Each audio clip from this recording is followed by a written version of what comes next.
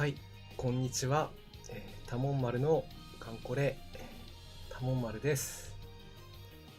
本日は精鋭19区踊り出るこちらの方を、配信していこうと思います。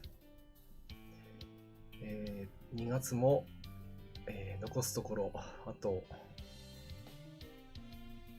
今日も含めれば4日ですか。早いですね。寒い日も続いております。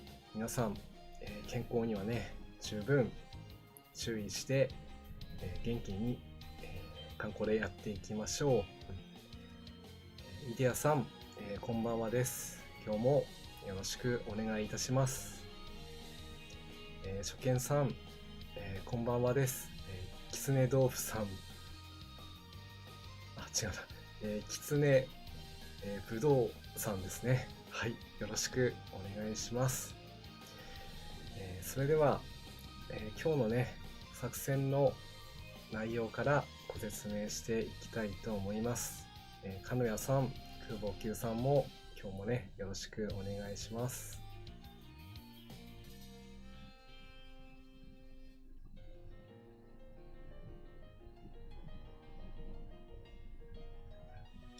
はい、本日は、海藻特2型駆逐艦の綾波海2および、四季並海2を含む精鋭艦隊を、前線に投入。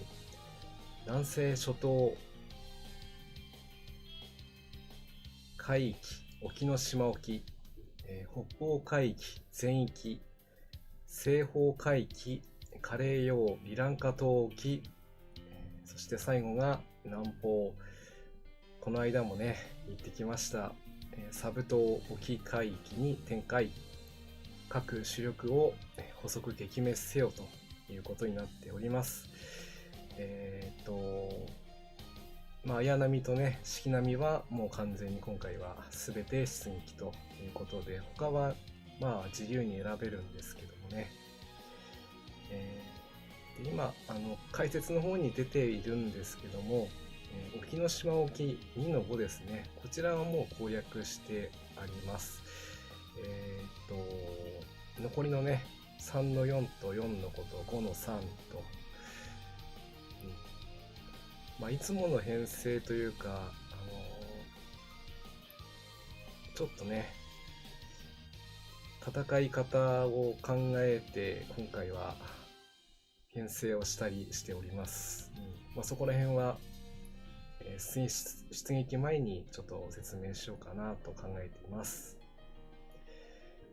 なかなかね、この任務はイヤー任務、1年に1回ですから、今年は2月、これで攻略すればまた来年の2月にね、また攻略することになるのかなとは思うんですけど、ただいずれも全てね、倒さないといけないので、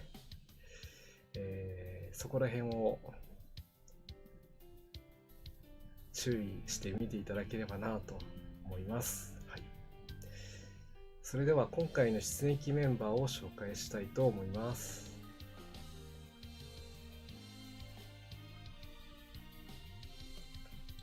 そうですね、ディアさん、割と高難易度の海域を全部当てられてますので、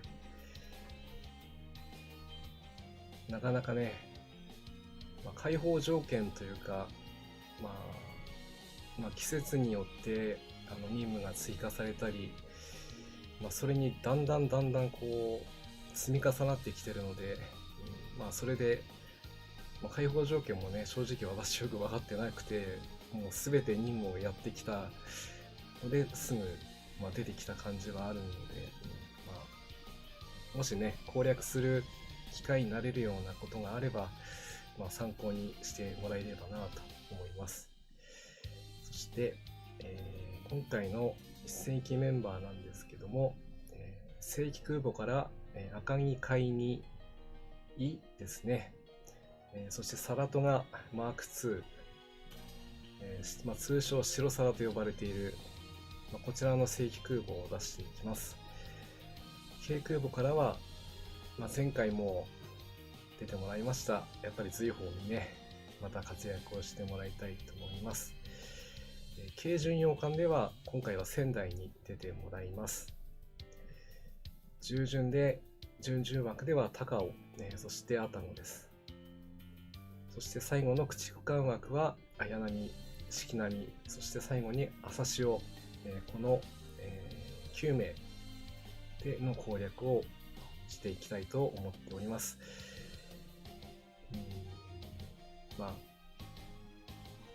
最初はね、3の4、まずここを攻略しないと始まらないので、こちらの方から出撃をしていきたいと思います。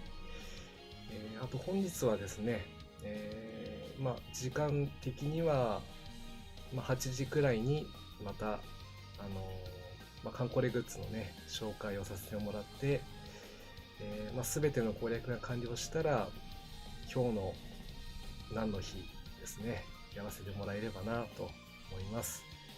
かつお節さん、こんばんはです。今日もよろしくお願いします。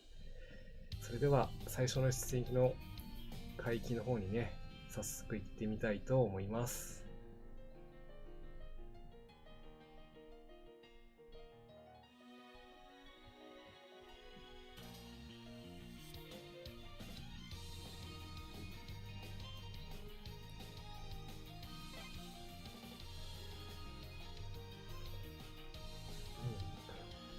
はい、ですね、今回の最初の北方海域全域で出ていく艦隊ですね、装備の方はですね、綾波と四季並には、主砲全端の装備になっています。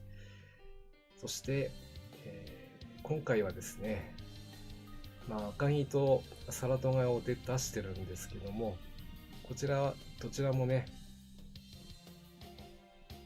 夜間戦闘攻撃が、航空要員を搭載しなくても、できるというメリットが、メリットがあります。そこを生かして今回は行こうと思いましたので起用してあります。そして、随宝、今のところはK空母が一番連度が高いということもありましてね、ちょっと油断できないので、主力を出していきたいと思います。そして、仙台ですね。今回仙台を選んだ理由としては、綾波と四季並、両方ともね第3次ソロモン海戦、その時の、領艦ということもありましたので、抜擢してあります。どちらかというと野戦担当、野艇をね装備している、そういったところになります。では中身の方はこんな感じになってます。お茶にいたしましょうか。主砲が 12.7 センチ連装砲 B 型の海4ですね。こちらの、装備に関しては、若干補正値が乗りますので、そこも、期待しての搭載となっています。あとはスロットルのところには、降車装置を、載せてみました。綾波に関しては強化をね、耐久とかもね回収して、ただね前回のイベントでは活躍できなかった、ちょっとそれが残念ではなりませんが、また次回以降活躍ができるのでね、今回は主役として頑張ってもらいます。なんだよ、私も忙しいんだけど。はい、そして四季並も同じね手法と、ちょっとこの B 型の海4は私も3つしか持ってないので、1つだけ装備して、あとはもういつものね秋月砲という10センチ連装広角砲、そしてレーダーですね、あとはスロットルのところに、降車装置を装備したと、そんな感じです。これが深淵の関西機、綺麗な翼、この子たちなら。はい、そしてね、赤城海にいいですね。いいという読み方でいいのかどうかちょっとすいません。合ってると思うんですけども、ずらりと並べた、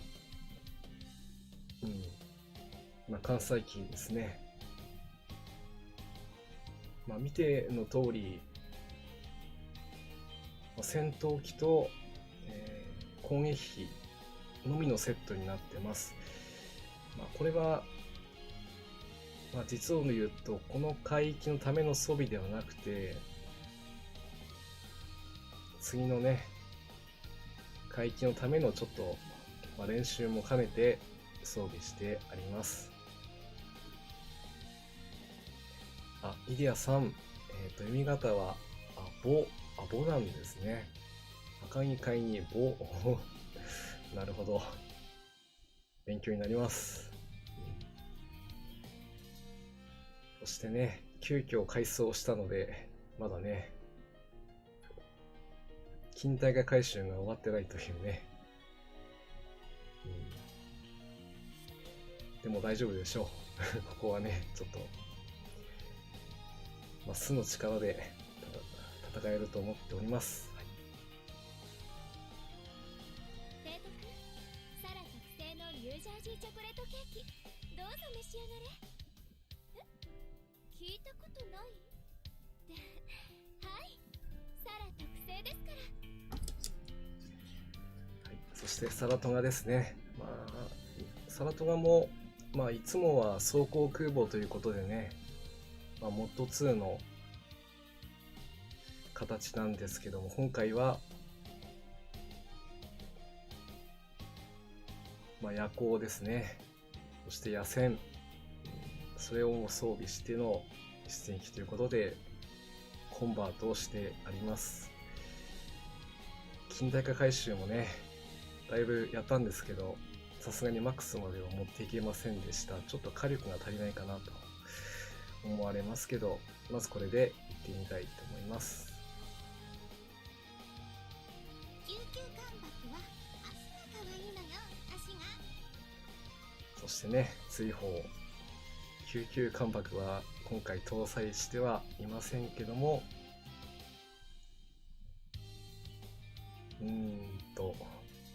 スロットの位置がちょっとまずいな。ここはちょっと今ね調整します。はい、夜はいいよね、夜はさ。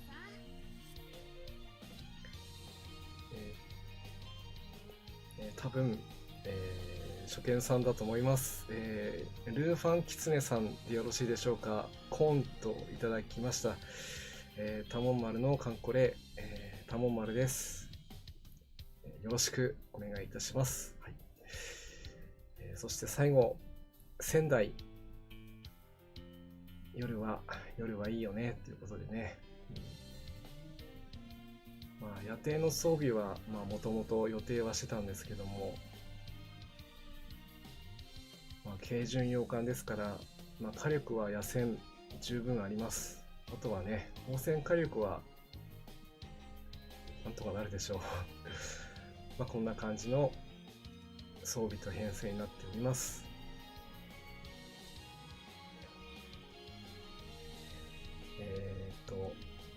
狐ぶどうさん、追放ですね。今回の海域だけは追放は夜行攻撃はしないつもりで装備を積んであります。後半海域のサブ島沖ですね、5-3、こちらの出撃になった時には装備を変更する予定です。はい、ちゃんとやっぱり見てますねやっぱりこう、段取りはつけているつもりなんですけど、結構抜けてますのでもし気づいた点がありましたらね、ご指摘いただけますと助かります。それでは最初の北方海域全域に行ってみたいと思います。ですね、ルーファンキツネさん、こんばんはです。3隻目が出ると、それはすごいですね。私も報酬艦でしか持ってないんで、まさかドロップ艦で出るとは、それはもう強運ですね。あやかりたいですね。そうだな、以前リスナーさんが前回の、冬イベントでやった時にですね、第2回期のシェフィールドまだ持ってなかった時だったんですけども、出ろ出ろとね、念じてくれたおかげで、なんとその時にドロップしたという、なかなか劇的な開口を果たすことができたこともありますから、今日はいいことが起きるかもしれませんね。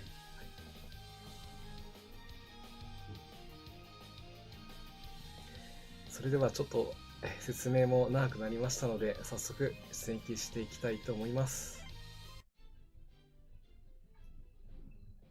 ここもね、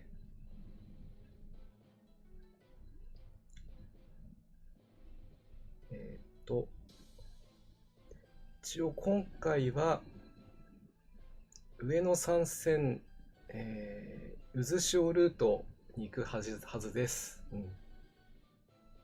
ただやってないので出撃今回初めてなのでね、どこに行くか分かりません。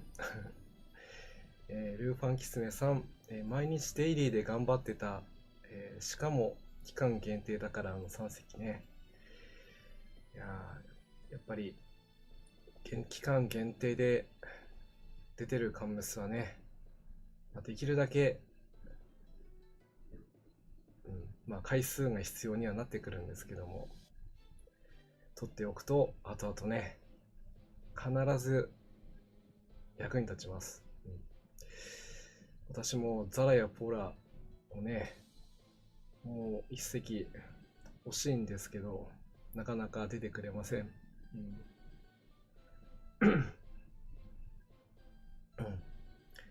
金谷さん、野艇ですが複数積みでも有効だそうです。照明弾が複数積み、向こうとごっちゃになってて、この間間違えました。私もまだ野艇とかね、野戦のことを完全に把握してなかったので、一応野艇に関してはやっぱりね、装備してるカンムスの、レベル、連度ですね、これが高いほど発動率が上がっていって、抽選になるそうです。ですから1つよりも2つ、2つよりも3つあった方が発動率は当然抽選が多く行われるので、その確率も伴って高くなるそうです。ただ 100% にはならないそうなので、現実的には2つ持っていれば大体発動してくれるんじゃないかと考えて野艇をもう1個作りました。今日は、サブ島沖でね、その辺もちょっと検証しながらやっていこうと思ってます。そしてこの、当海域についてなんですが、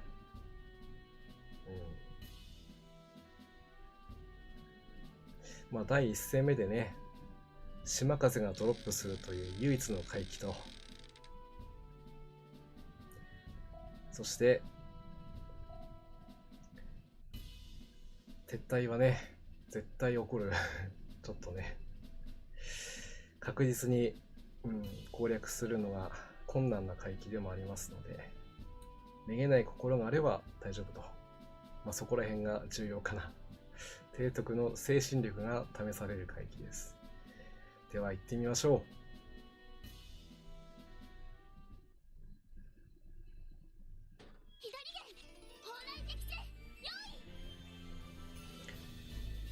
とはね、私も、途中で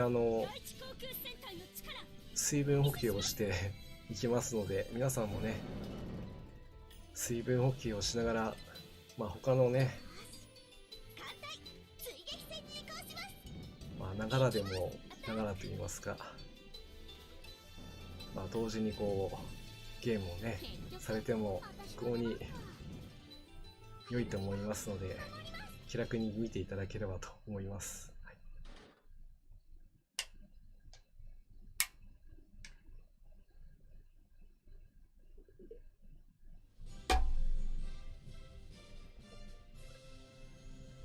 この勝利で慢心してはダメ。索敵や先制を大事にしないと。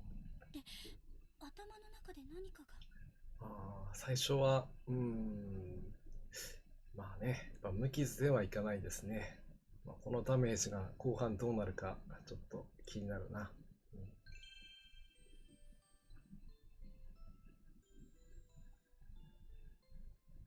足柄よ。蓬莱激戦が得意なの。よろしくね。よろしくね。足柄さん。ブラウザー版ではないんですけど、アーケード版で、妙高型のね、回送がついに実装されるというのがアナウンスありました。カンコレアーケードちょっと私も最近は行ってないんですけど、機会を作って行ってみたいなと思ってます。皆さんはどうですかね。カンコレアーケード行ったりしてるのかな。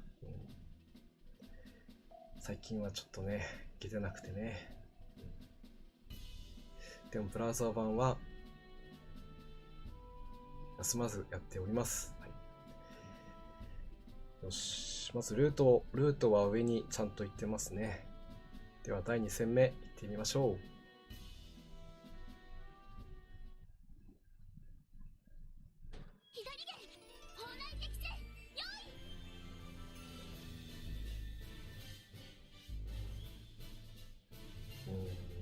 ここも結構絞りポイントですね。どうなるか。開幕でどれだけ落とせるか。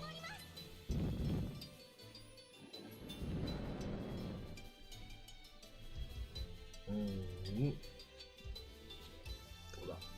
うだかわせるか。かわしたな。さすが式並み。2発目もかわしていく。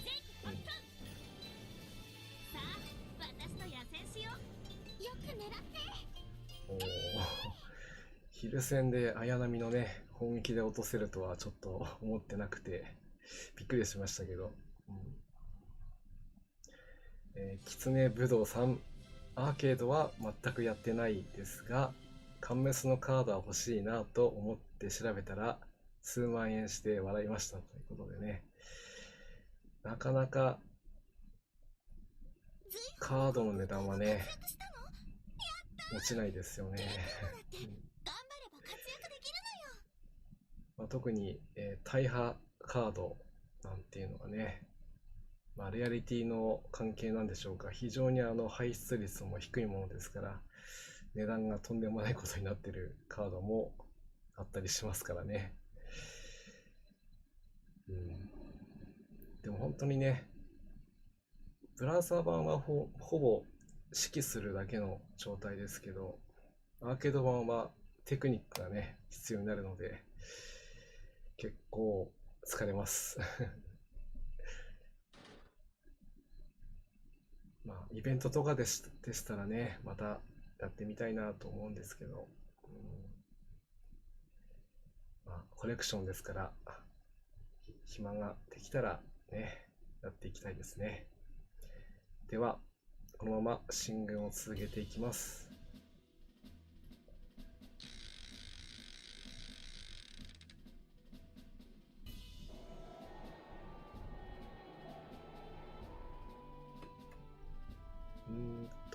今渦潮のルートだったのでね、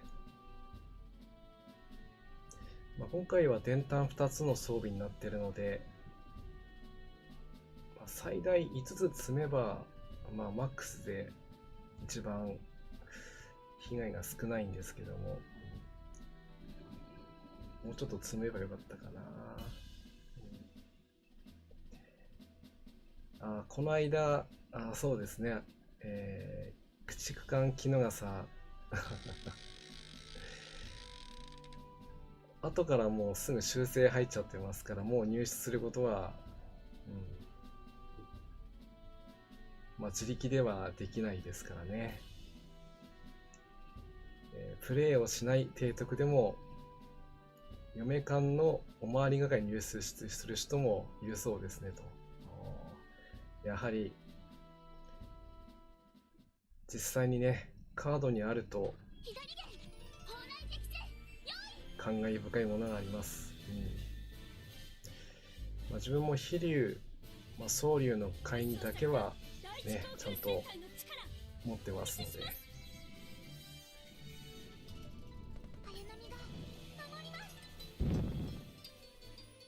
そうですね、今回はちょっと用意してないのでお見せできませんけど、そうですね、私のカンコレアーケードの、カード紹介というのもやってもいいかな。ちょっと後で比較をしてみたいと思います。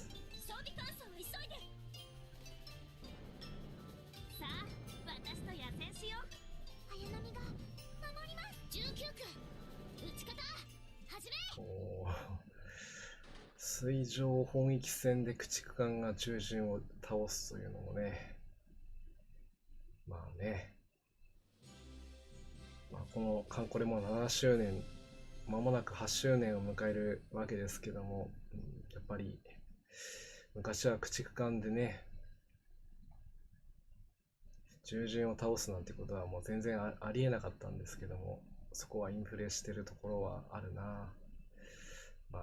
相手も右側も火力上がってるんでお互い様ですけどね。でもなんとか仙台中破しちゃったけど、ここまで来れましたね。サラの戦果がそんなに。提督のおかげですね。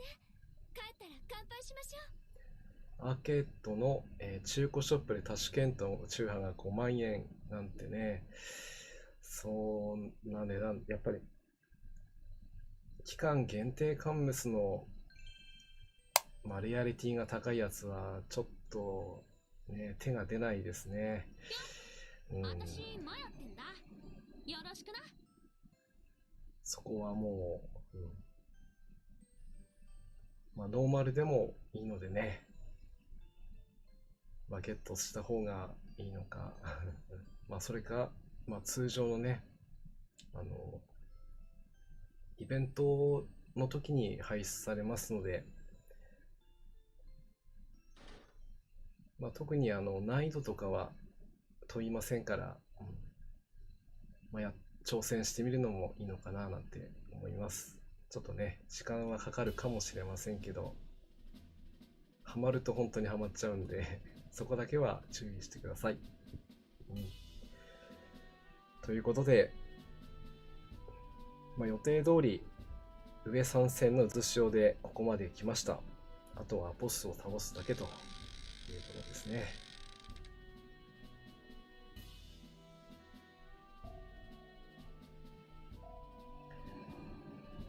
かつお節さん、困りは助けられなかったということでね、タシケントはアーケードの方はちょっとわからないんですけど、これブラウザー版でいくと本当にもうドロップでしかね開講できないカンムスなので、本当に開講できたらもうラッキーという風にして思った方がいいですね。中破カードが困惑みたいですが、あれってレアカードなんですか？羽根さん、そうですね。通常カンムスの運の値ですね。ブラウザー版でいけば丸とかね、解剖感使ってあげるんですけど、アーケード版の場合は大破カードとかね、ホロカードの場合、特性として運の上昇値がプラスされる効果があるんですね。ですから、全ての意味で、命中回避としてカットイン、それに補正がかかりますので、通常排出でもなかなか排出してくれないというね、そういったこともありまして、非常に価格が高くなっておりますので、お気をつけください。それでは、戦闘開始。みんな頑張ってきてね。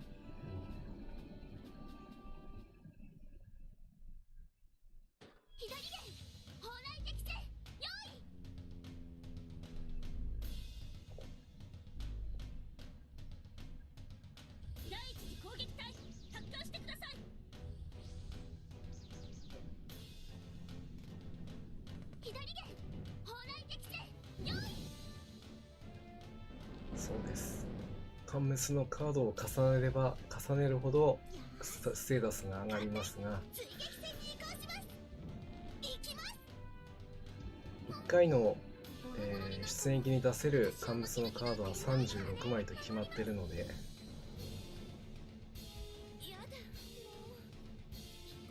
そこのバランスがちょっとね難しいのかもしれませんが、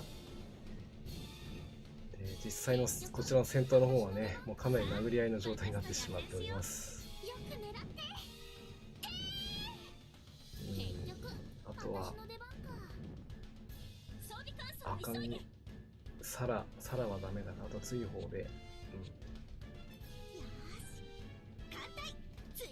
よし、これで勝ちました。ほぼ勝ち確ですね。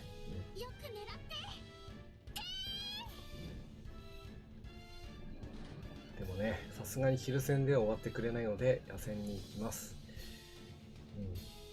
野戦まではいかないな。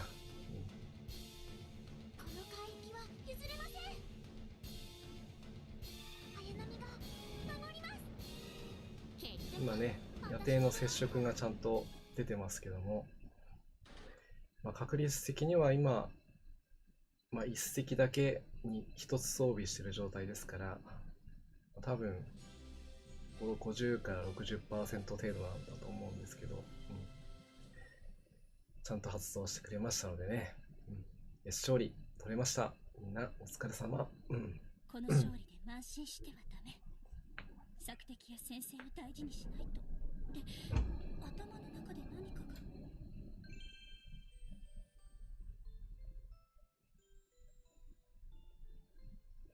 航空母艦加賀です。あなたが私の提督なの？それなりに期待はしているわ。かつお節さん、勝利おめこめありがとうございます。そしてね、ドロップはなんと加賀さん。いいですね。なかなか幸先のいいスタートとなりました。艦隊が作戦行動から帰投しました。結構ね、ダメージ受けちゃいましたけどね。ありがとうございます。やっぱりこの後半回帰になってきますとね、ノーダメージっていうのは考えられない。本当にもう半分以上はダメージを受けてしまう、そんな感じになってしまいますね。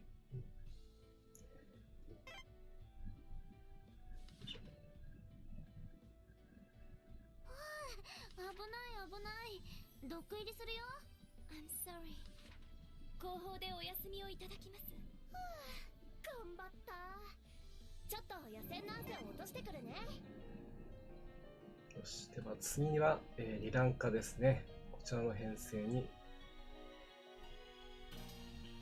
きたいと思います。早波出撃します。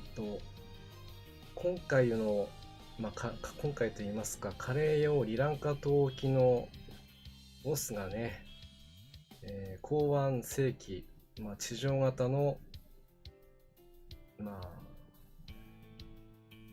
んて言ったらいいかな、ソフトスキン型というね、地上型になってます。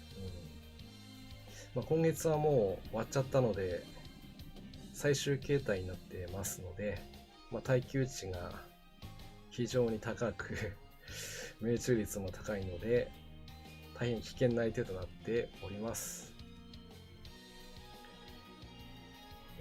かつお節さん、そうなんですよね。通常いつもですとね、モッド2で使ってますから、中波しても戦闘継続できるんですけど、白サガの場合は、もう中波になっちゃうと攻撃がね、止まっちゃうんで、それがどうしても、な、というところではあるんですけど、今回はこの、公安世紀のためにね、コンバートをしてきました。提督、こちらのチョコをよかったら。はい、お返しなんていりません。装備の方が、先ほどもちょっとお話ししたんですけども、戦闘機と艦砲だけになってます。本来であればここに艦爆を混ぜたいところなんですけども、艦爆の場合は地上攻撃ができるものとできない、できるものとできないものがいます。ですからそれを混ぜちゃうと公安世紀に攻撃してくれなくなっちゃうんですよね。野戦であればいいんですけども、昼戦ではちょっとしてくれない、もしくは、どちらも攻撃可能な状態にするためにはという措置になっております。攻撃力に関してはちょっと私も普段やったことがないのでどれだけ出るかは分かりませんけども、今回はねちょっとお試しでやってみたいと思います。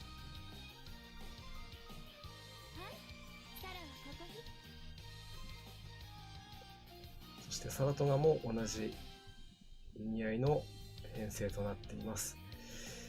もう一隻艦砲入れたいけど、ここはまずこれで行ってみたいと思います。そして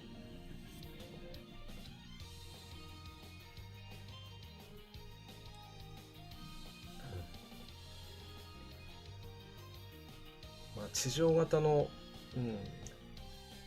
攻撃をするときに必要になってくる装備があります。それはもうね、こちらのロケットランチャーですね。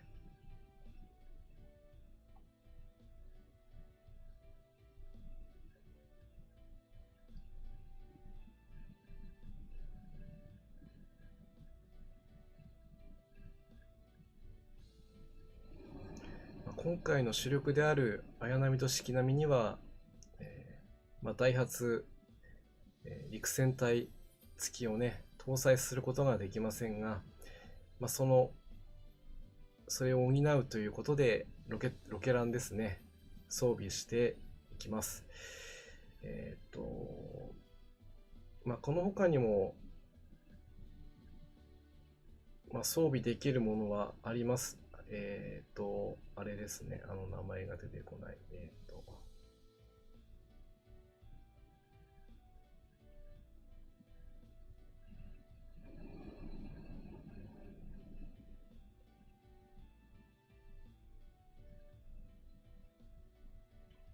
こちらの分身法と、あとは、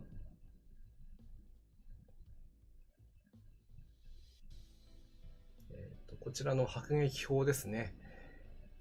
両方とも、攻撃力を向上させることができるんですけど、一つだけ装備しただけでは、決定打にならないという弱点があります。ですから本当にこの迫撃砲と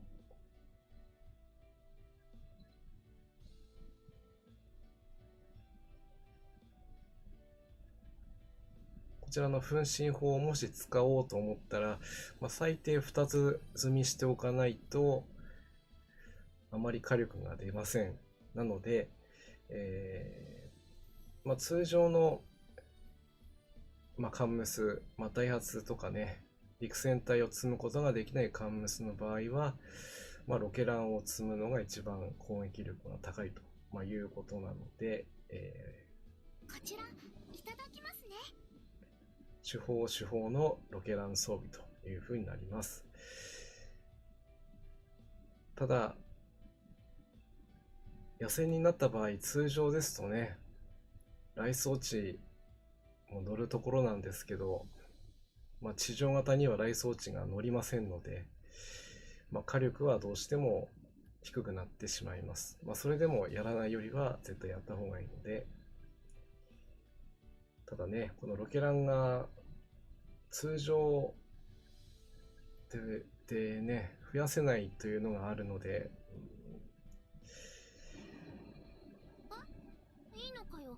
私とか強化してさ、何も出ないよ。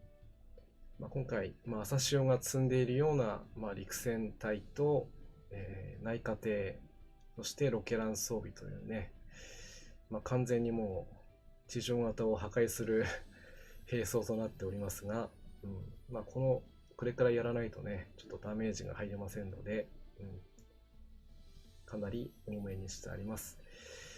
あとは、仙台は野艇なんで、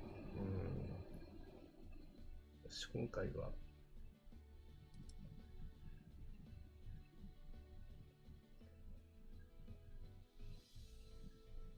いいじゃん、私にぴったり。提督ありがとう。今回はちょっと検証ということもありまして、仙台には野艇を2つ積みと、あとは、もう照明弾を載せます。ですから、仙台は完全にサポートということですね。これでまたバリバリ野戦ができるね。金谷さん、ロケランと分身の集中配備どちらが強力かということですね。一応調べてはみたんですけど、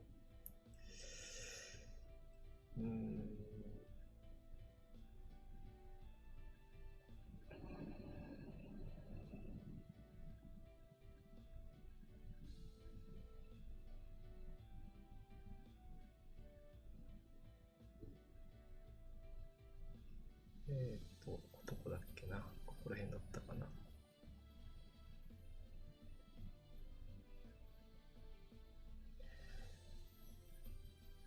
一応装備を2つ積む場合であれば20センチ対地の集中配備が一番強力で、その次が、迫撃砲の、ノーマルタイプ、それとほぼ同等なのが、ロケランですね。その次に来るのが迫撃砲の集中、そして最後が迫撃砲ということになるそうです。あまりここはね、装備の兼ね合いとかがありますから、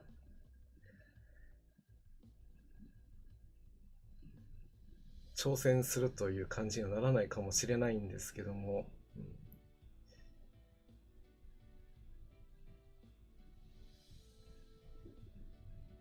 一応迫撃砲が一番ね、こちらですね。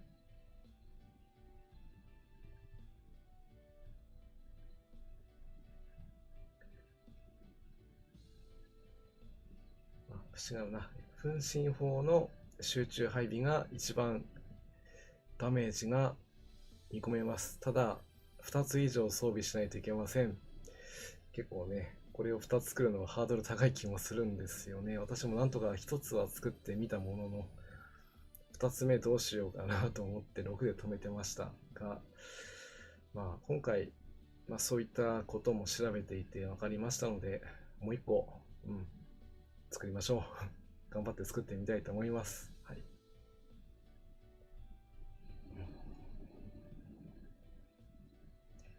キツネブドウ3、4-5は軽順1、駆逐3のルートが固定されるのが一般みたい。ネルソンタッチの高速プラスね。まあそれも、まあ、一番ね、編成上では鉄板というところなんですが、今回はね、ちょっとそれではない編成を今回試してみようと思ってやっております。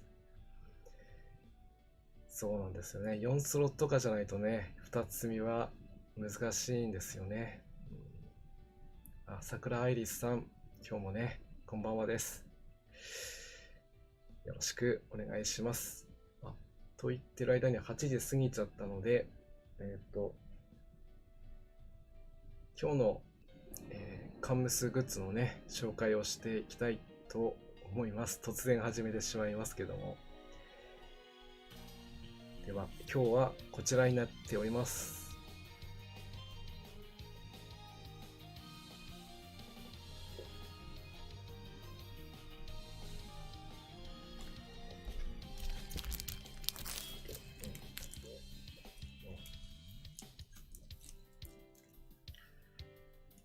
はい、ですね、今回の紹介するグッズは、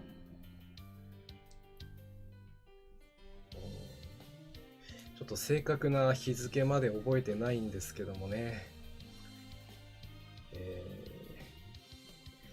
さんま祭りが始まった時に、またね、通信販売の、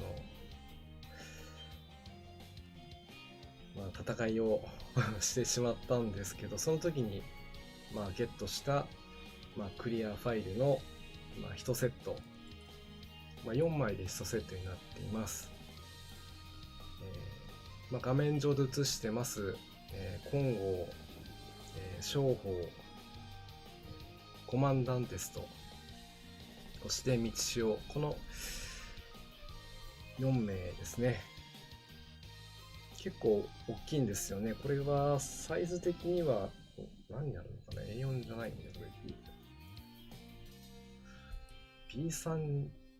B3 ぐらいあるのかな、これは。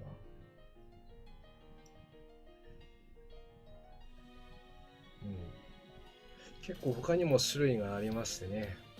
そちらについてはまた今度紹介をしたいと思います。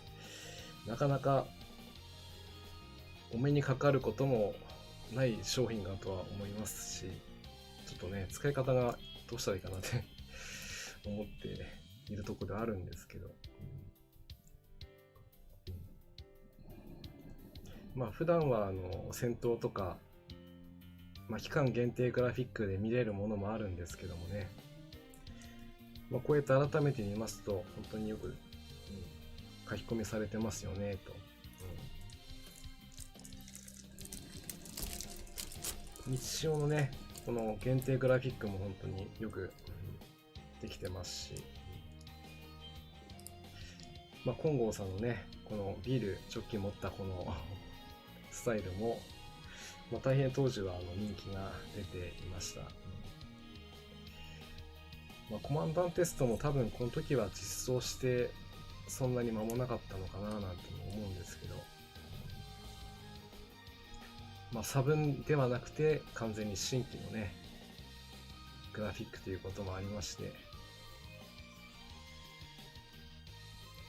こうやって形に残るものを、まだまだ持っておりますので、次回以降もね紹介していこうかなと思います。それと金谷さん、そうですね、確かに集中配備強いんですけど、なかなかそれを使うところがねなかったりしたりして作る、もうためらってましたけど、せっかく今回知ってしまったので、もう一個用意したいかなと思います。本編にはないグラフィックもあったりしますので、なんて感じでね紹介をさせていただきました。それではメインの方にね行ってみたいと思います。いや大丈夫かな、ちょっとね本当に初めて行く編成なんで失礼では画面の方を戻していきます。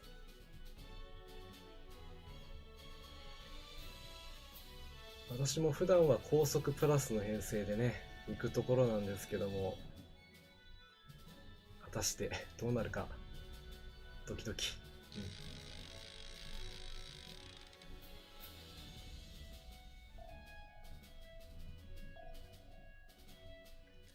道中の最初の戦闘は対戦2戦闘になって、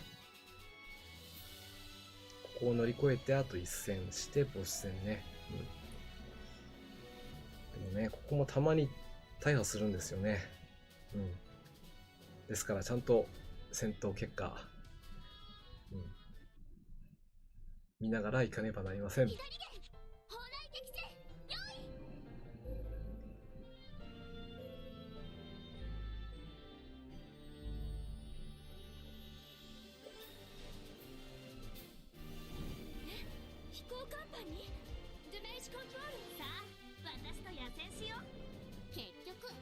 私の出番か。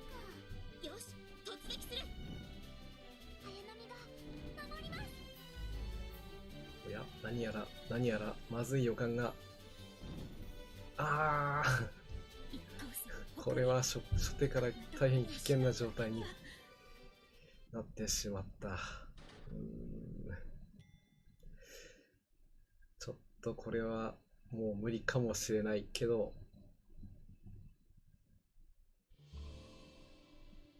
行ってみるか。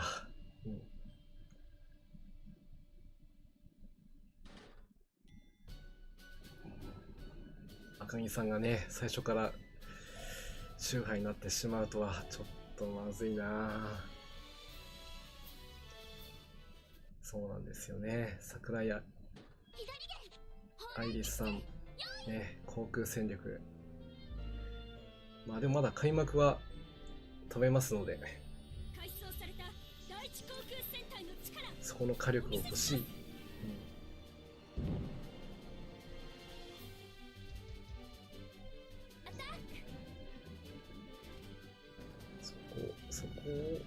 そこをかわして、ダメだった。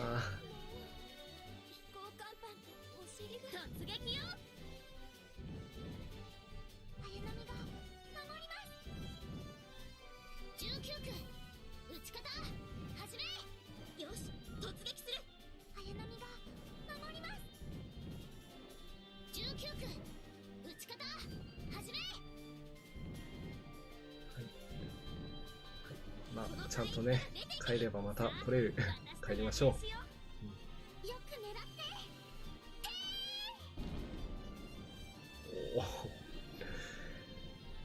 これほどダメージをもらうのもちょっとね、危険だな。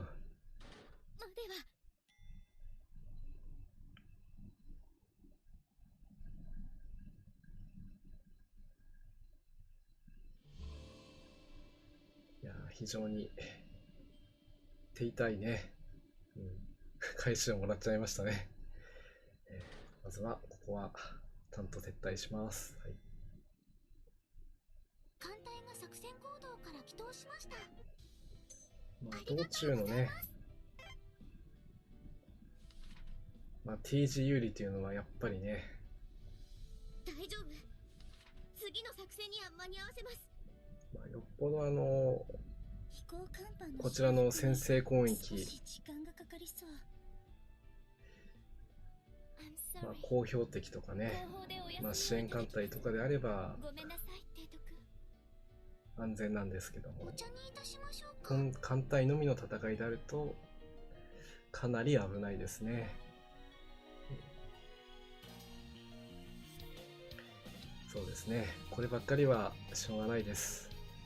初めからちょっと流れが悪かったというのもあるし、実言うと赤木さんがね、さっきの戦闘前、出撃前に完全回復してなかったんですよね。ちょっとダメージあったんですよね。ですからそれがなければということでね、ちょっと慢心をしてしまいました。慢心ダメ絶対ということで、今回はちゃんとみんなね、万全な体制として出撃をしていきます。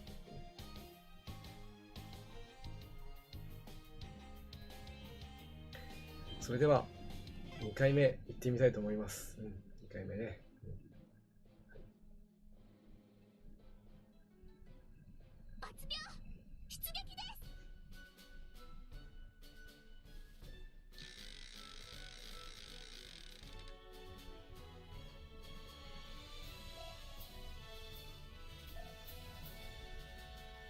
ドンマイということでね、先ほど、北方会議前期の時も、ありましたけど、ここは諦めない心、そういったところをね、鍛えていかねばなりません。でもね、それは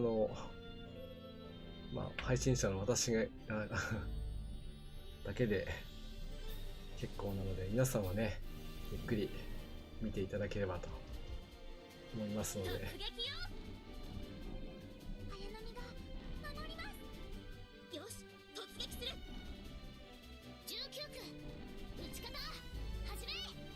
あ、どうだ。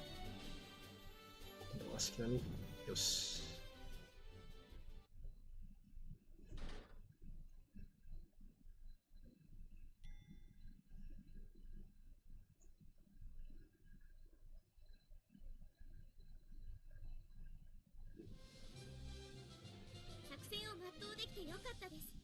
これが朝潮型駆逐艦の力なんです。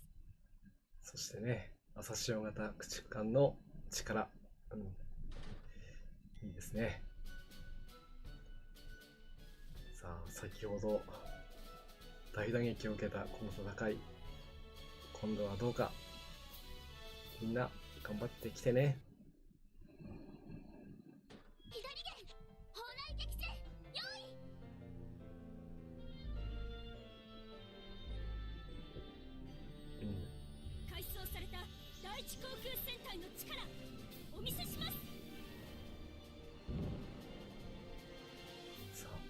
同行戦で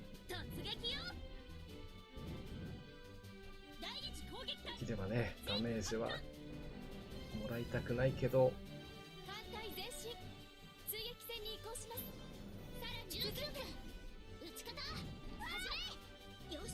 なんとか。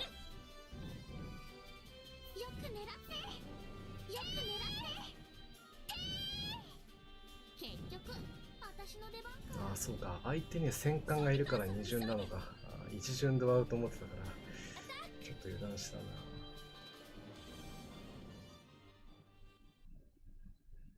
あまりね、道中の場合は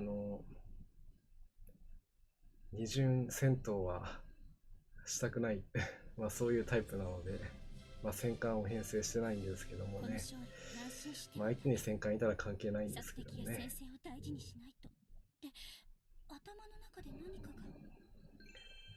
よし、先ほどは大ダメージを受けましたけど、ちゃんとね、突破できましたね。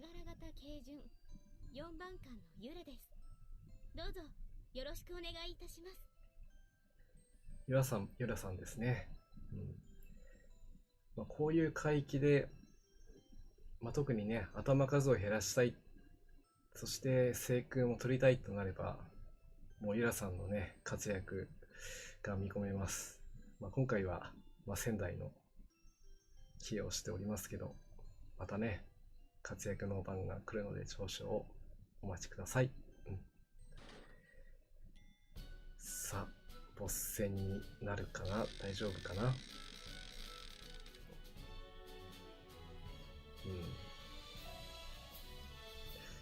これはできれば最終形態じゃない方が良かったな。でも仕方ない。割ってしまったものは仕方ないんで。港湾世紀について先ほどちょっとお話したんですけど、とにかくね、昼戦の火力がとんでもなく高いので、これをかわしていけるかどうかっていうのは多分無理ですから、どれだけダメージを与えられるか、そこがポイントですね。それでは行ってみましょう。みんな頑張ってきてね。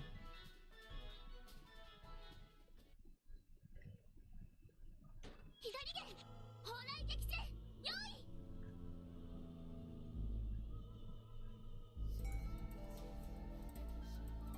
第一次攻撃隊発艦してください。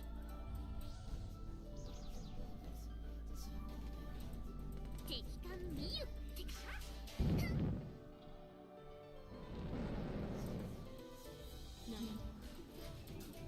こちらも相手も倒したけど、こちらもダメージをもらいましたね。よし、まず初手はかわせた。おお、仙台よくかわした。今のはでかい。さあロケランの力当たらん。いけ陸戦隊、どうだ。おお、こんなに出るか。ちょっと予想しているレベルじゃないのが出たな。どうだ。なかなか朝潮でどうだ。よし。いや、綾波であれだけダメージが出るとは思ってなかったな。やっぱりやってみるもんですね。ちょっと駆逐艦であれほどダメージを出せるとは思ってなかったんで、いやいや驚きです。では勝利が必要なので野戦に行きましょう。この海域は譲れません。綾波がお、ちゃんとね、野艇も出てくれました。まあ、一発で終わっちゃったんでちょっと威力を測れませんでしたけど、もっと苦戦すると思っていましたが、勝利取れましたね。いや強い自分で言うのもなんだけども強いな。嬉しいです。司令官のおかげですね。いやもう司令官は何もやってないですね。航空お、そしてあなたが私の提督なの？それなりに期待はしているわ。いや、加賀さん今日2回目のドロップということでね、かつお節さん、きつねぶどうさん、ありがとうございます。いや加賀さんがねまた出ちゃったんですけどね。いや初めというか、加賀さんも野戦できるね階層になるんですけど、すいません、今回はね、今守るの方まで行っちゃってて、改装するとちょっととんでもなく資材がかかるということで、今回はさらにしたんですよね。ほんとね。あ、エスコメ、ありがとうございます。はい。いや無事に第2つ目の回帰ね、攻略できましたね。これで進捗の方が、80% ということで、あと最後、サブ島沖ですね。こちらの方に移っていきたいと思います。はい。バレンタインのチョコレートありがとうございます。いやでもね、やっぱり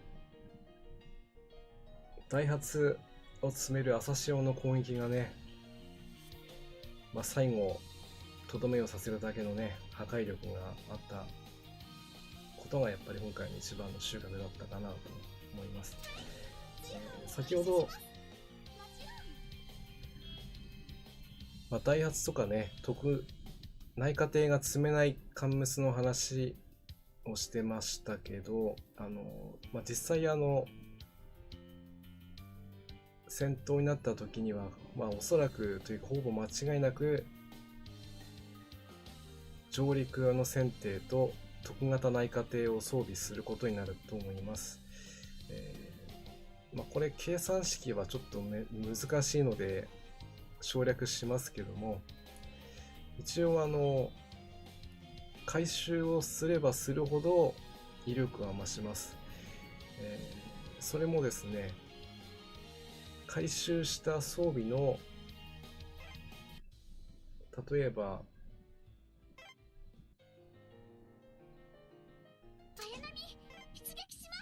先ほどの朝潮のこの装備してる、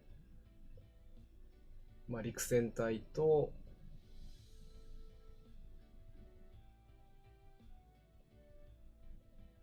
もう一個、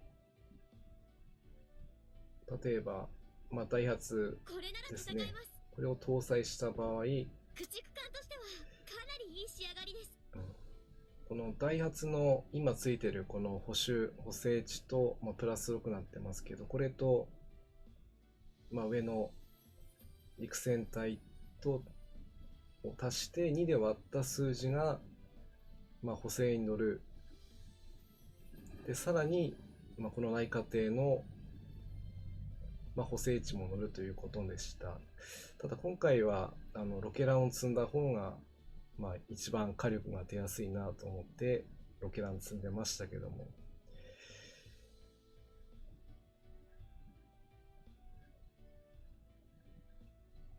ダイハツとかね、陸戦隊はち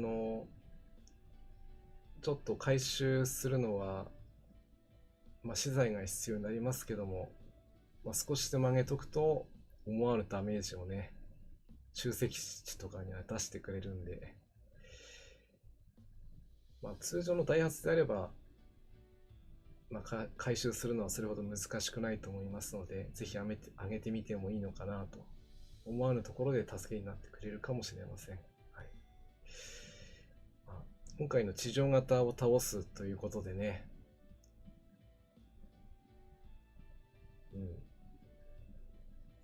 野戦空母、ちょっと今回はね、そこまでいかなかったんですけど、でもいいでしょう。それだけまだ余力があったということですから、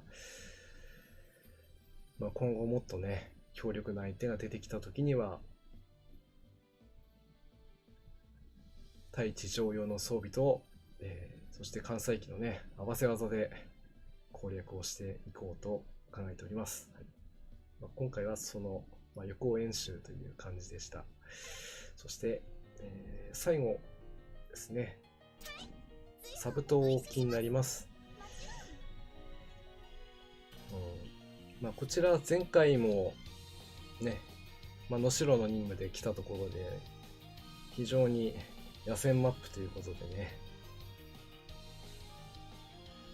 ボスまでちゃんとたどり着けるかどうかがポイントになります。狐ぶどうさん、シコン体は持ってないので効果は分かりませんが、シャーマンと似たような感じなのかなということでね、シャーマンに関してはちょっとまた計算式がちょっと違うということらしいです。先ほど言った陸戦ダイハツ童貞と陸戦隊、それにさらにダメージ補正が乗るらしいです。ですから累積していくみたいなので、とにかく強力なので、もうここぞという時にはね、使っていきたいと思います。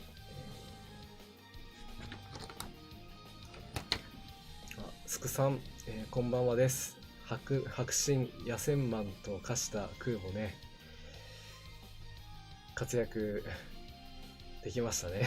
今日はね、ちょっとそこまでいけなかったんですけど、でもまだまだ余力がありましたから、今後もね、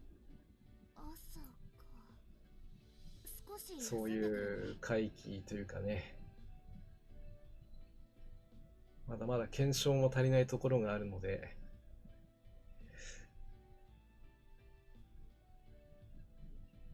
編成的には、今後も試していきたいと思ってます。そして、今回のこの海域ですね、先ほど狐ぶどうさんから指摘がありました通り、このままですとね、野戦できないので、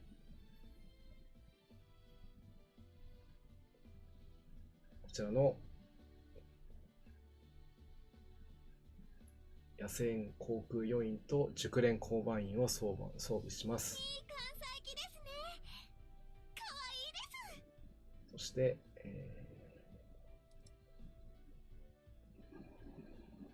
赤木さんからね、この熱風隊を一つ借ります。高速給油管とかに戻しちゃダメだからね。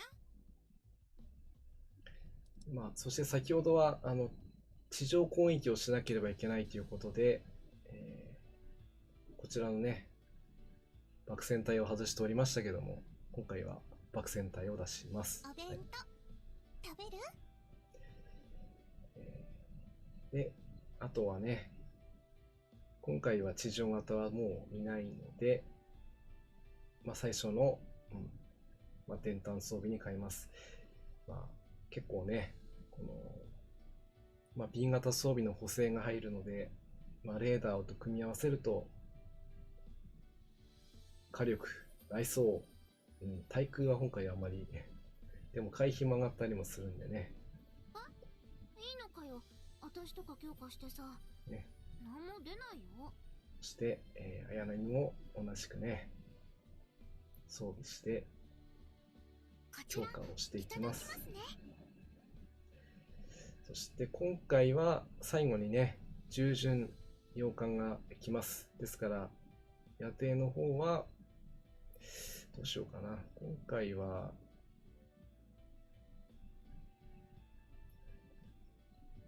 今この辺の対地装備の開始をしていますが、明日のランカー報酬でなんかダイハツ系が実装らしいので、そうなんですか。そこは全く情報なかったです。金谷さん、ありがとうございます。最近のまあ、イベントでなかなかね、まあ、地上型のボス、今回のオルモックとか私来るんじゃないかと思って、実際期待をしていたっていうかね、装備をね、試せるなと思ってたら、全くそんなことはなかったということですけど、次回はそうではないということであれば、ちょっとね、そこは様子見しないといけないんでしょうけど、でも、楽しみでもありますね。じゃあ、ここは、あれだな。今回、高尾と愛宕に野艇を持ってもらって、そして、まあ、レーダーで火力の補正と、まあ、回避もね、若干上がるみたいなんで、それも加味して。私の中で解放されたような素敵な気持ち。そして仙台には照明弾と手法の連撃をする。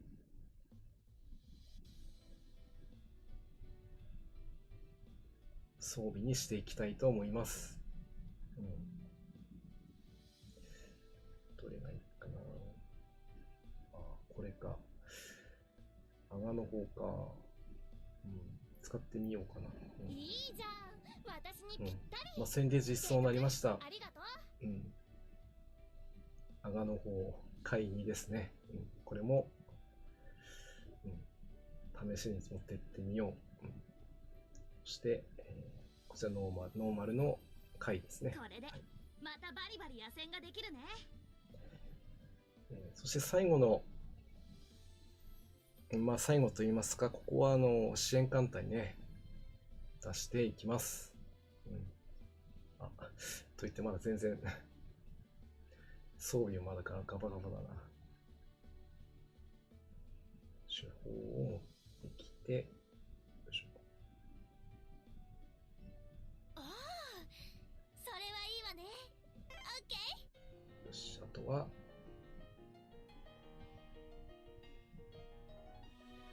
誰にしようかな。桂に入ってたのか。航空母艦桂木、艦載機体も万全です。海飛竜型の本当の力見せてあげる。そう、海飛竜型の力見せていきましょう。重爆黒潮行くで。雪風いつでも出撃できます。よし、あとは桂木に装備させていきましょう。はい。OK。まあまあの装備。よーし、これなら戦える。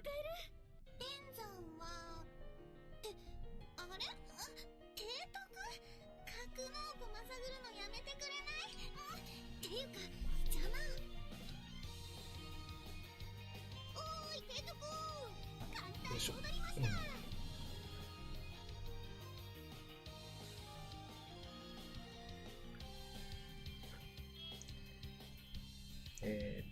それではね、最後の、今回最後の海域は、まあ、第1期の時にはね、まあ、空母が出撃不可だったんですけど、今は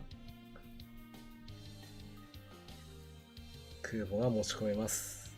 ということでね、この編成で行ってみたいと思います。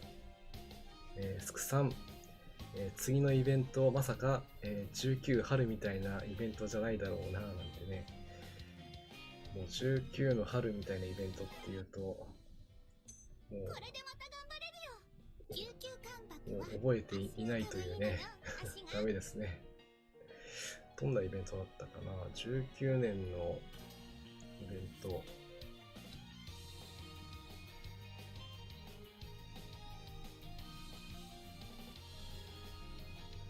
19年のイベントは、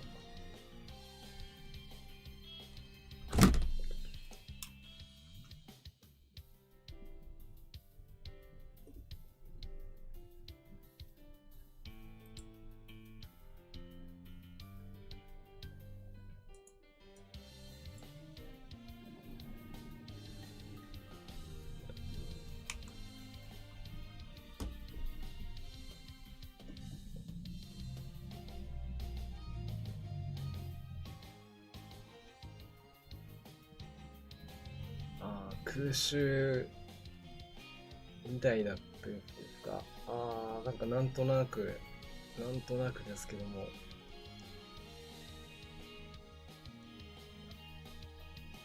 あれで見ればわかるな。19年。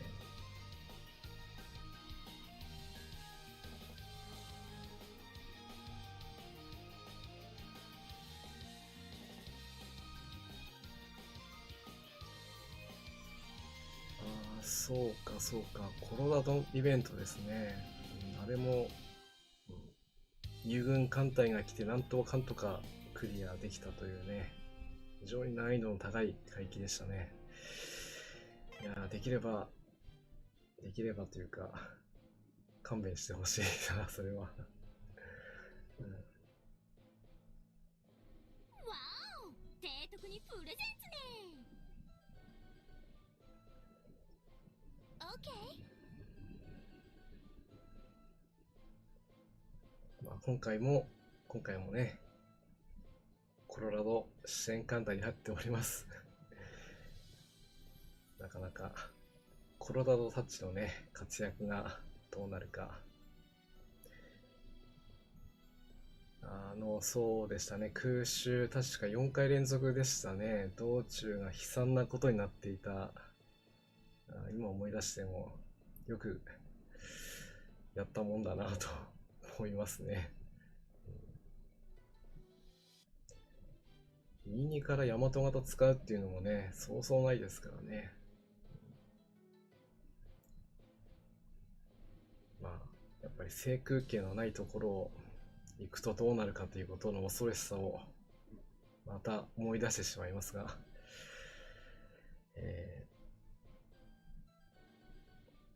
今回のこのマップに関しては道中参戦の渦潮ルートで行きます。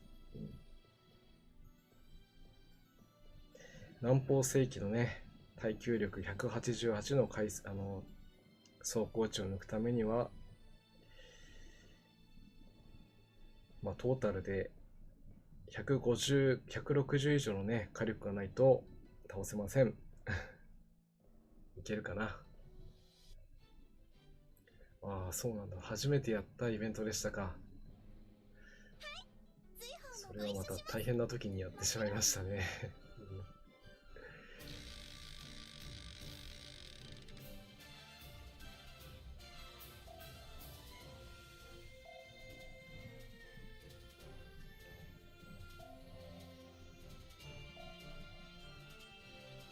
そういったところをね、攻略するためには、もう基地航空隊で護衛をしてあげてね、あとはまあ水上戦闘機を搭載して、あとは対空防空も、重要ですね。ヤマトのね、艦隊でやると、ちょっとっていう。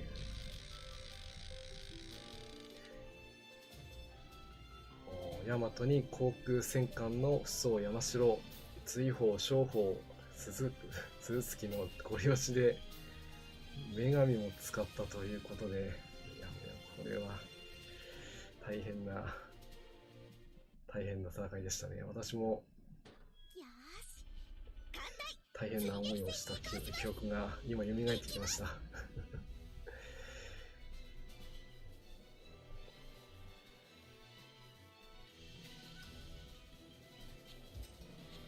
数が少なくても精鋭だから。リアルでも忙しいのにということですね。い結や局私の出番か。まあでもそれをやってモチベーションがね、あったということは、やはりね、素晴らしいことですね。ということで、カットイン。私と野戦しよう。バカめと言って差し上げますわ。くらいなさい。なるほどね。やっぱり分身法を持っていると持っていないとではね、特に空襲戦においては威力を発揮しますけども、いやー、なんだか綾波が一番だなんて嬉しいです。昔のねイベントを司令官のまたおかげですね。やれと言われればちょっとねと思っちゃうけど、そうですね、今だったら、まあ、防空巡洋艦がねいますけどもね。綾波が宅地区間さざ波です。ご主おお、人様。珍しい。さざ波。こう書いてさざ波と読みます。さざ波もね、同じ特にの、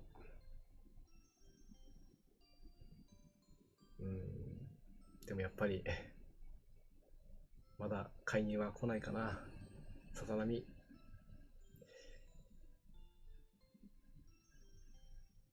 よろしくね。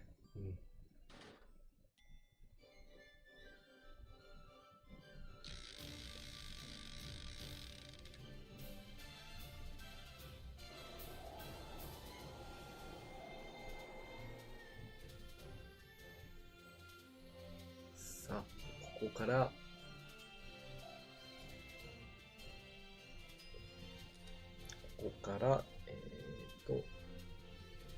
ケーマスに来ます。お弁当食べる？なるほどね。これを火に、ね、分身法の回収を。よ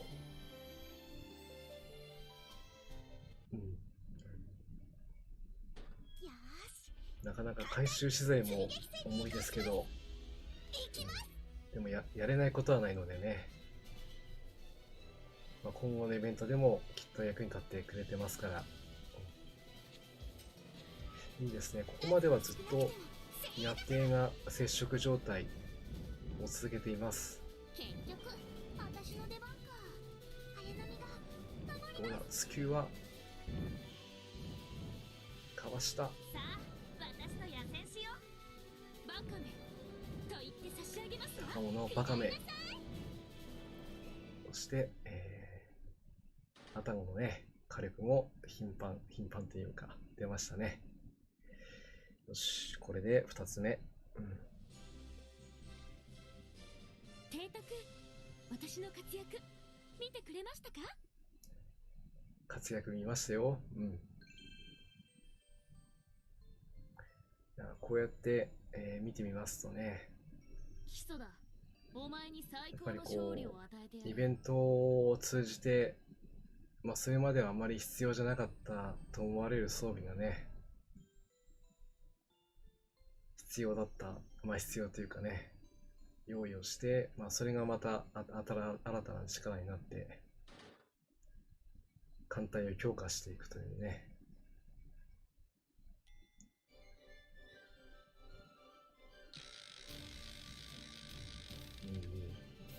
そういった思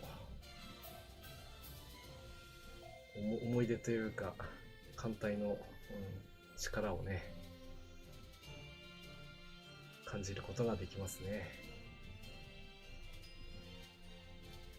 という感じで、なんとか道中はこれで抜けられました。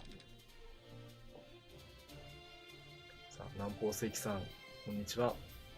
この間からね、また殴り込みに来ましたよ。よーし。火力は十分。あとは、みんな、カンムサシを応援してあげてください。では、行きましょう。単獣陣で戦闘開始です。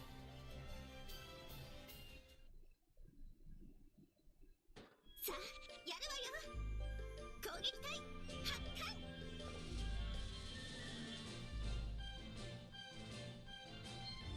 数は少なくても精鋭だから。無給の牽制だから制空権は取れるかな。これは取れないな。拮抗か。拮抗か。もっと撃ちなさい。もっとよ。よし、いい支援。よーし、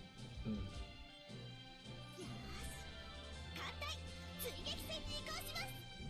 行きます。何よ、それで勝ったつもり？手法初手からもらってしまうとは。バカめと言って差し上げますわ。綾波が守ります。突撃よ。19区打ち方始め。発艦始めてください。やってくれるな。本物になっても私はだいぶ19区打ち方。ダメージは出てるけど、なかなか倒せない。さあ、私と野戦しよう。バカめと言って差し上げますわ。手法もう撃て来撃で一隻は頼む。あららら、これは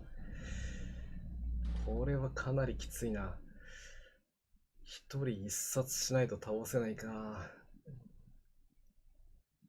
みんな頑張ってきてね。よーし、艦隊追撃戦に移行します。行きます。数は少なくても精鋭だから。まず一つ。一番のダメージソースをやってくるか。やりすぎじゃないかしら。結局私の出番か。綾波が守ります。さあ、私と野戦しよう。バカめと言って差し上げますわ。残念。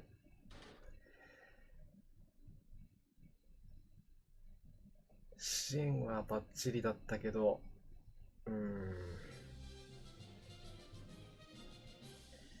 やっぱりちょっと無給の編成だったので、当然の結果ね。制空権がね、拮抗だったからな。ちょっとそこが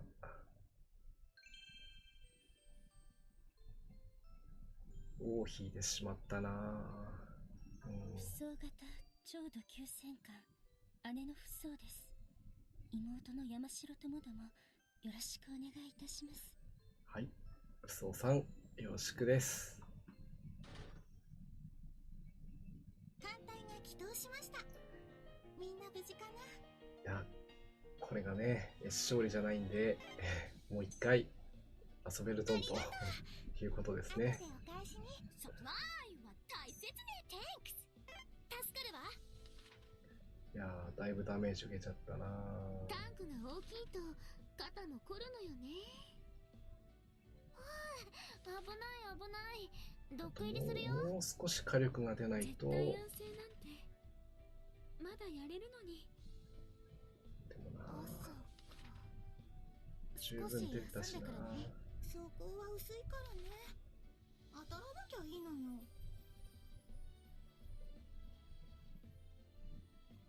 パンパカパカパカパカパカパーン。パンパカパカパカパカパカパンと。さあどうしよう。まあ戦闘力的には問題ないけども、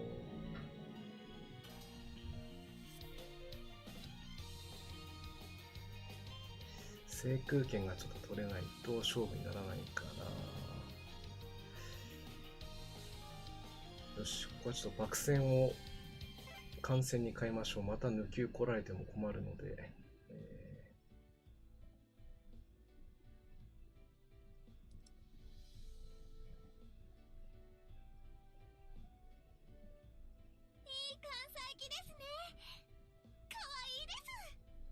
で、時間を式並みに変えて、いきまーす。出撃。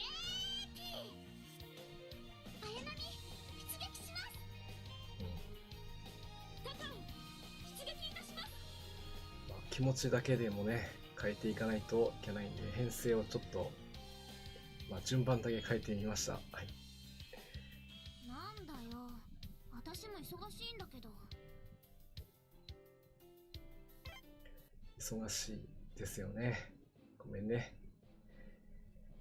でも、これで、わお、いけるかな。プレゼンツね。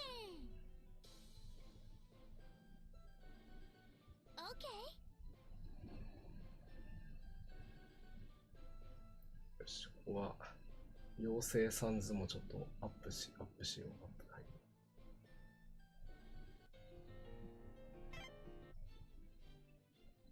はい、では、2回目の、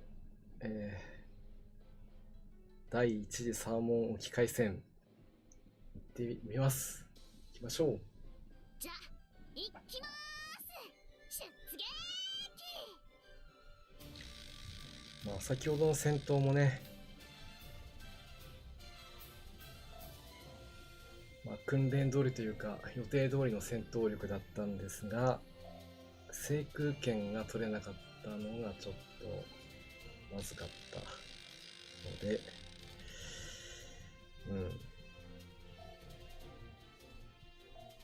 仕方ないね。あ、スクさん、ドラモリ行ってくるすということで、いってらっしゃい。装備もあるし。じゃあ、ついてきて。さあ、野戦、野艇は出ている。結局、私の出番か。おお。ちょっと、やりすぎじゃないかしら。初手からの撤退か。きついな。さあ、私と野戦しよう。綾波が守ります。バカめと言って差し上げますわ。こればっかりはね、どうしようもないんですよね。野戦の場合はほぼ殴り合いになるしかないですから。綾波が一番だなんて嬉しいです。司令官のおかげですね。これはもう撤退しかありません。帰りましょう。作戦が完了。艦隊が戻ってきたよ。満タンよろしくね。サプライは大勢。テンクス。助かるわ。ただね、これをこの状態ではタンクが大きいともう出撃で連続できないから、そこは薄いからね。これはちょっと当たらなきゃいいのよ。して一回切るとして、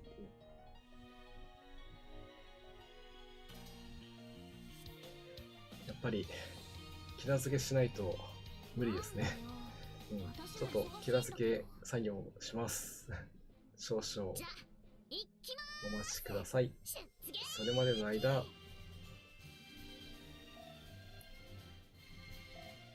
まあちょっと早いんですけど、今日は何の日をね、紹介したいと思います。打ち方始め。はい。それではね、こちら、はい。本日、2月の25日はね、恵比寿の日となっております。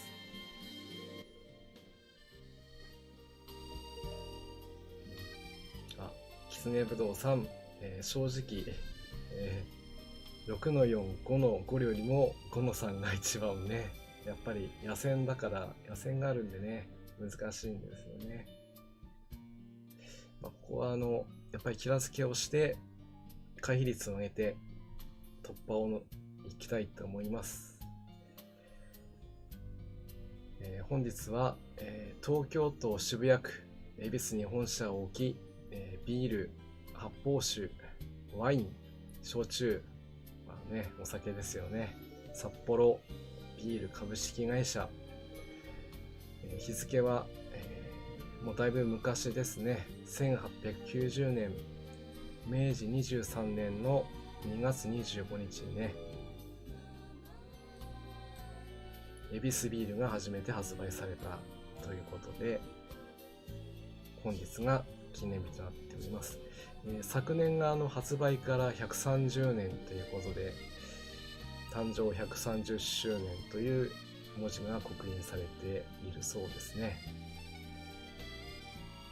ビールも、ほどほどにというところではあるんですけど、そして今日は、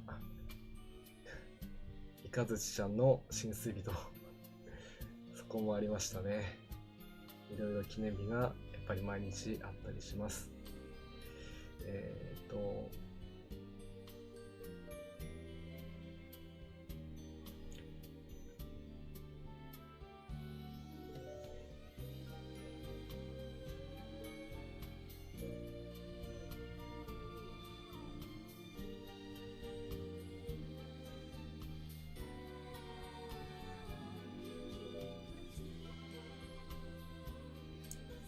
恵比寿ビールについてですね、厳選された、アロマポップをね、ふんだんに使用した長期熟成によって生まれた素材と製法にこだわった麦芽 100% のちょっと贅沢なビール。テンプレですね。発売当時の名称は恵比寿麦酒だったそうです。当初は大黒店から命名しようとしていたそうなんですが、横浜にすでに大黒ビールが存在したため、恵比寿を採用したという経緯があるそうです。また、渋谷区にある地域の恵比寿は、恵比寿ビールに由来する、当初はビールを馬車で積み出していたが、販売量の増加に伴って1901年明治34年にビール出荷専用の貨物駅恵比寿停留所が開設されたそうです。1906年明治39年には貨物駅恵比寿停留所のそばに旅客駅として恵比寿駅が作られたそうです。その後、昭和41年1966年に正式の、町名となったそうです。恵比寿駅の開業は1901年2月25日であり、記念日と一致するということですね。恵比寿ビールの恵比寿のマークそのものがシンボルのブランドとされ、札幌ビールのビール類商品には必ずあしらわれるシンボルの星がついてないんだ。なるほど。そういう感じでね、今日は、ガズチちゃんと、恵比寿の浸水も買わせてのお祝いですね。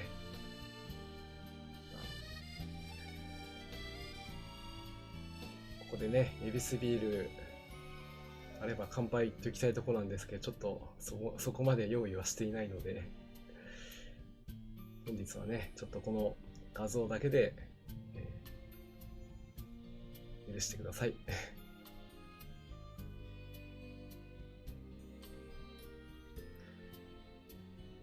金谷さん、友人の間ではビールが、恵比寿が一番人気。なるほど。何がいいかという、私もそんなにお酒飲む方じゃないんですけど、恵比寿ビールは飲んだことがありますね。以前、札幌ビールのですね、製造する工場に、遊びに行ったというか見学しに行った時がありました。行かれたことがある方は知ってると思うんですけど、その工場で見学したツアーの最後にですね、そこで作られた、出来たてのねビールを飲むことができます。通常の販売されているビールと比べるとかなり味が濃い感じで、ちょっとね油断をすると飲み干せないくらいにね、ちょっときつめのビールが飲むことができます。おそらくこの恵比寿ビールの一番の特徴としては、そういった甘みというかね、ビールは苦みが、美味しいといったところなんですけども、そういうのがちょっと濃いんですよね。泡も美味しいと。ただちょっと味が濃いので、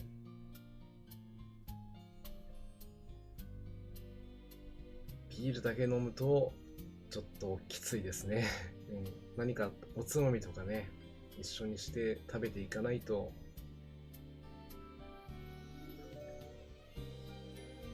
大変飲み干すのは難しいかなと思います。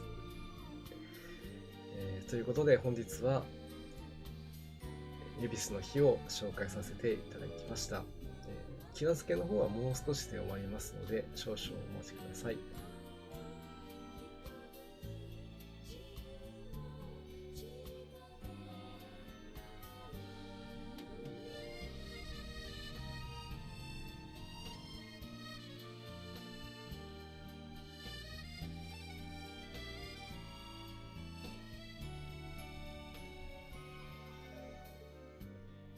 また、サンマの画像を出しておきます。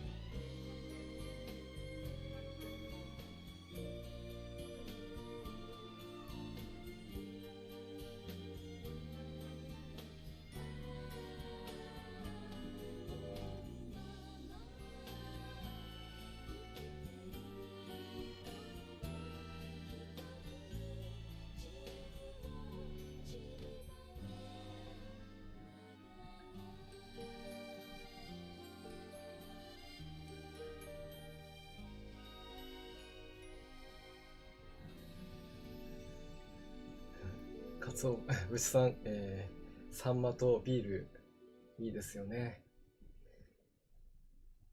またこうやって、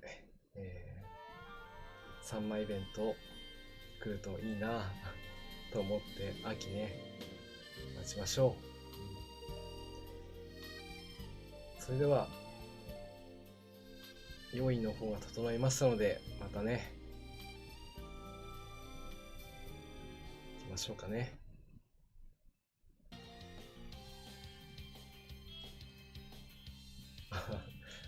秋ですね。はい、大丈夫、分かっております。そこはね。道中は意味がないのかな、もしかして出しちゃってたけど。でも出しちゃおうか。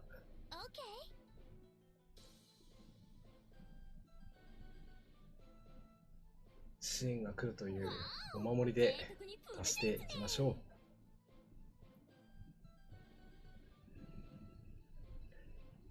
それでは今日は3回目。大丈夫かな、大丈夫だな。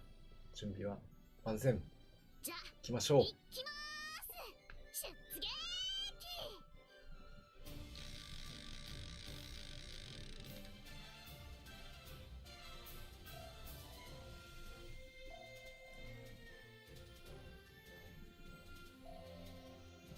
さあ、鉄塔海峡に突入すですね。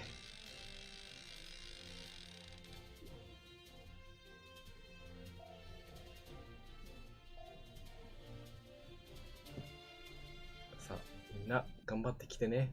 予選か。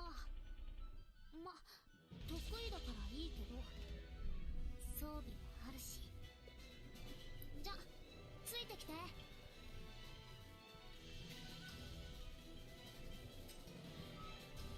食らいついたら離さないって言ったねー。結局私の出番か。よし、支援は来てくれて、そして野戦も私と野戦しよう。夜行も働いての完全勝利ということですね。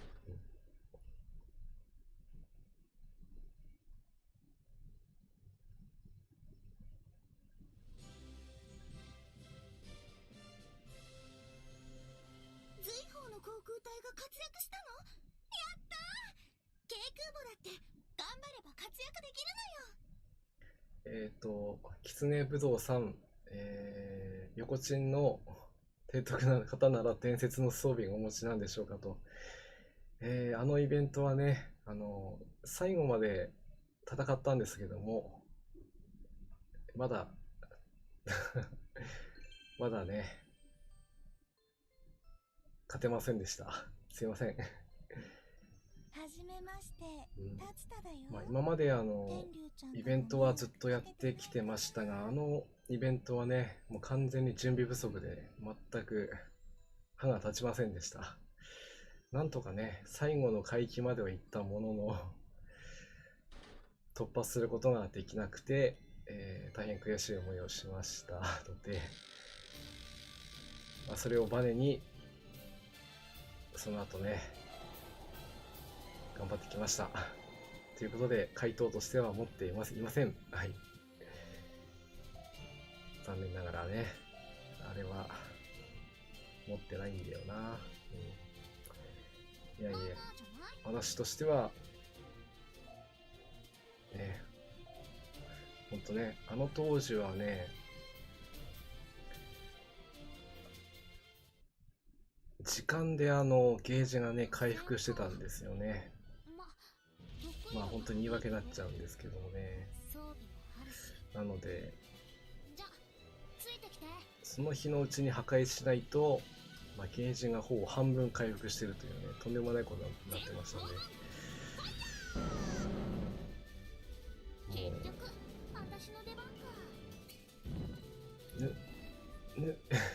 どうだ。ちょっとやりすぎじゃないかしら。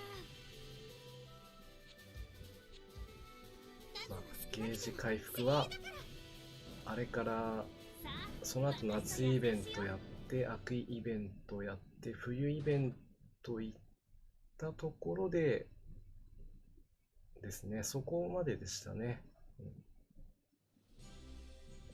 やっぱりじわじわ回復するのがね、大変苦しい戦いでしたから。あれは早く改善されてよかったと思っています。道しようよ。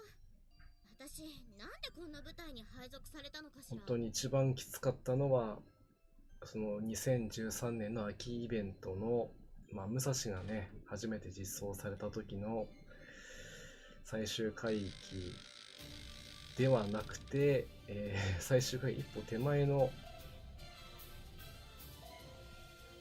あれはなんて言ったらいいかな。基地型の深海生還がね、非常に強力で、しかも羅針盤もランダムだったということで相まってね、到着するのは一苦労で、ボスも強敵ということで非常に苦労しましたね。そうなんですよね。時間で回復していって、通常ですとね、ラス弾まで行ったら、あとはもう思考回数だってやるんですけど、あの時はその日のうちに倒せなければ翌日にはまたゲージを削ってからもう一回リスタートしなければいけないということで、もう資材も大変な消耗を強いられますからね。指輪さん、そうですね、その時にあったのがお仕置き指輪という羅針盤にね、左右されるというね。その他の、イベントでもね、ルート固定完全にできなくて、お仕置き指輪と言われるところにね、連れて行かれたことも何回もありますから。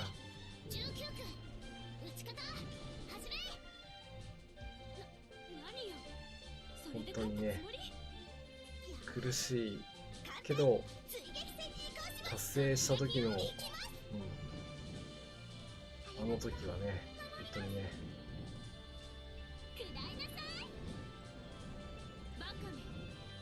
何回もマウスを投げようかと思いましたけどもねなんとかこらえて、最後は攻略した時にマウスを投げましたはい、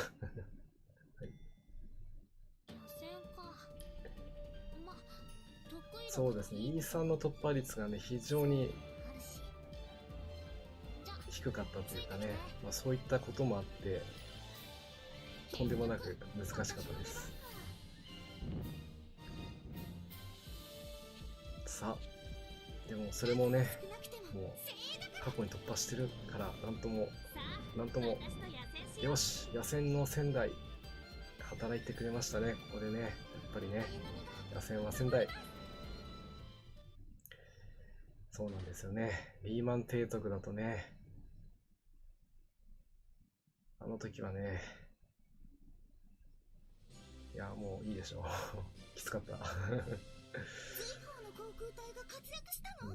ですから今の仕様は本当にね、その時に比べればなんてことはないんですよね。その時に鍛えられましたんで、と言ってる間にみんな頑張ってくれました。飯処理取れました。やったぞとマウスは悪くないんですよね。でも何かにぶつけないとストレスが溜まっちゃうんで許してください。高速戦艦春菜着任しました。あなたが提督なのね。よろしくお願いいたします。はい、春菜よろしくお願いします。春菜もね、多分今年には買いに来るんじゃないかなと私勝手に予想してますけど、皆さんどうでしょうか。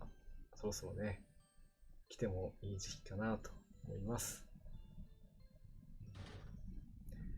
皆さん勝利込めありがとうございます。いやー、なんとかクリアできましたね。やっぱりここはきついでは任務達成の報酬をいただきましょう。精鋭19区狩る、踊り出る突破となります。この報酬はどれだ。家具、そして給料管理、最近家具箱もね、かなり使っちゃってるんで欲しいとこですけど、ここは特注家具職人でいきましょう。家具職人ね。はい、そしてこちらは、はい、じゃあネジをいただきましょう。はい、4つもらいます。燃料、鋼材1900、回収資材4、そして、特注家具職人をいただきました。はい、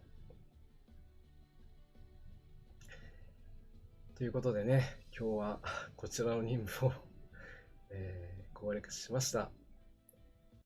金谷さん、自分はぶん投げる用のクッションを用意してイベントやってますでね。やっぱり何かしらね、用意をした方がいいですよ。でもね、やっぱりお酒はやめた方がいいと思います。悲しい結果になる可能性があるんでね。ということで、本日もここまでお付き合いいただきましてありがとうございました。予定をね、だいぶ過ぎちゃいましたけど、無事に任務を攻略することができました。カンムスのみんなを、褒めてあげてください。みんなよくやった。おめでとう。ありがとう。またね、よろしくね。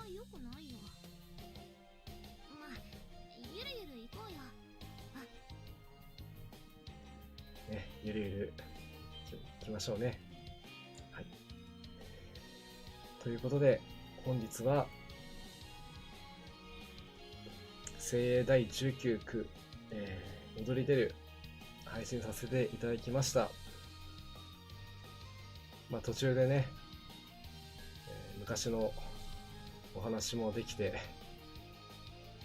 過去のイベント、そしてこれからのイベント、まだまだ続くと思います。楽しくね、これやっていこうと思いますので、皆さんもね、また次回も最後までお付き合いいただけると嬉しいです。次回は、同じくイヤー任務の解剖官ヌミを守る、こちらを配信していこうと思います。また、用意ができましたらご案内いたしますので、よろしくお願いいたします。本日も最後までご視聴いただきましてありがとうございました。チャンネル登録、高評価もね、また合わせてよろしくお願いします。ではまた次回もお会いいたしましょう。じゃあね。